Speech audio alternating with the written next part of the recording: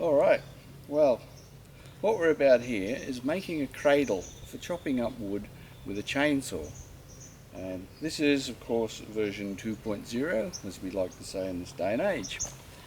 Originally, I had it made out of these stakes, and this is about 5 or 6 years ago that I did this.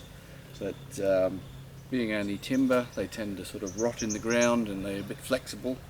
And the previous one was a bit too big and got bigger. So I've decided to make one out of steel posts, and being version 2.0, it's a new and improved version. So I found too over time, as we put timber in, they tended to sort of do a bit like this, and we ended up with quite a lot of timber, and it became rather difficult to cut. So you can see what I'm doing here is this. Now the way it was, if you can imagine, something like this, and I had a series of them, and you can see this post over here, and the idea was to just cut down between. So with this new version, what I'm doing here is making it narrower. So you can see down here I've got a brick, and I've hammered these two posts into the ground, and so essentially that's going to be a brick width, which is about 230 millimeters. So in terms of spacing this way, before I had it at about 400 millimeters, and now what I'm actually going to do is make it 300 millimeters or so. What I'm also going to do to ensure that it stays a lot more rigid is I'm going to make concrete feet around here, which we'll get to, and with a bit of steel in the middle of the concrete, which will kind of hold these posts together more and keep them lined up.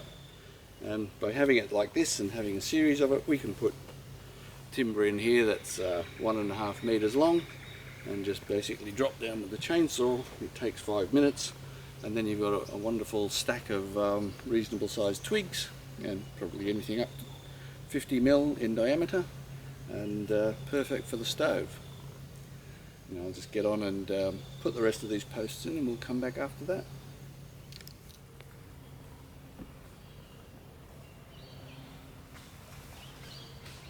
Dance a bit first. Okay. No, it's ready. When I'm ready, rub my shoulders. Alright, so you can see here that I've knocked all 10 of these posts in. These are 1800 mil posts, and they're knocked in 600 mil.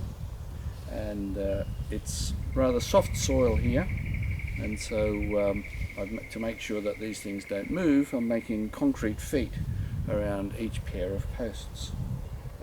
You can see here the timber I've used is old paling timber from an old fence. It's probably 60 or 70 years old, and everything about this is about the right size. So that timber is probably about 5 inches, so it's about 120 millimeters. That's how deep this is going to be, because that's the timber I've got. And you can see I'm just using bricks as spaces between each of these where we're going to pour concrete, because they just happen to be about the right size. It doesn't really matter how big this is. It's about 120 mil or so there, and it's 120 mil down.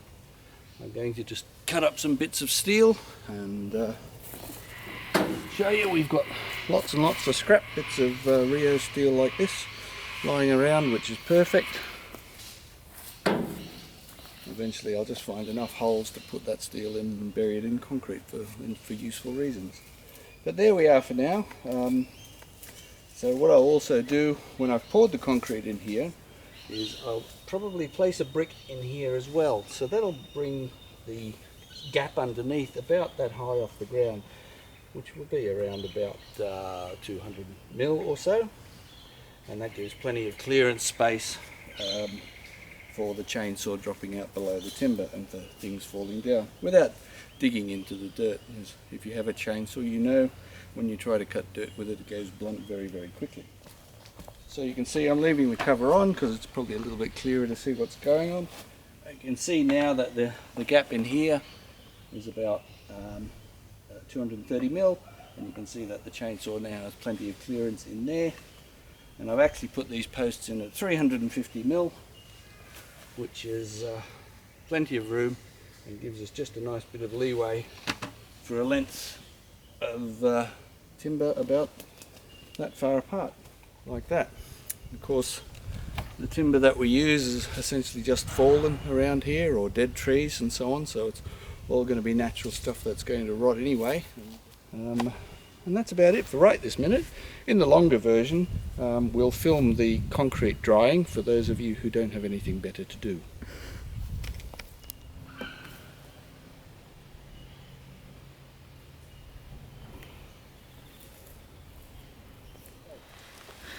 Well, here we are. It's a couple of days later. The beautiful sunny weather has gone away and it literally is just starting to rain right now. So we'll do this very quickly. And you can see here the formwork. Concrete was poured about 3 or 4 days ago now. And I've just used these bits of Rio bar, which are really great. Much easier than hitting big stakes into the ground.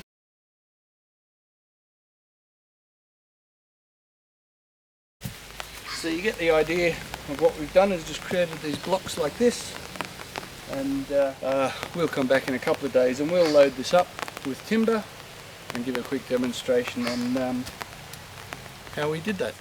Now if you are not familiar with pouring concrete, you don't have to do that. I did that because the soil here is quite soft, and while this has been sitting, as I said, I originally started with these stakes, and what they've done, because the soil is soft, is basically pushed out like this over the last few years, and you can see it just got ridiculously wide to be able to actually cut with a small chainsaw, which is why I brought these things in to be like that, as you can see.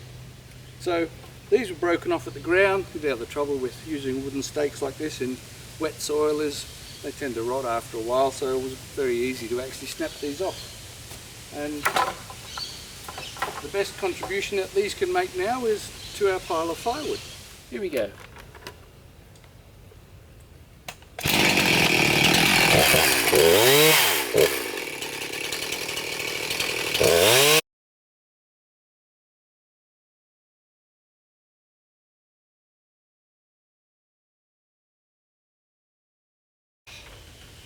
One thing I'll just say there is I'm not pushing on the saw, I'm really just letting the whole weight of the saw take itself down.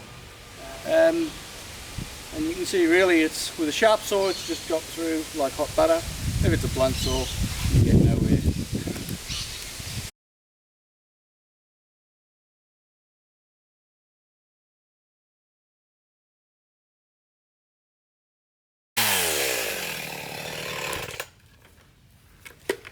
Well, there you go.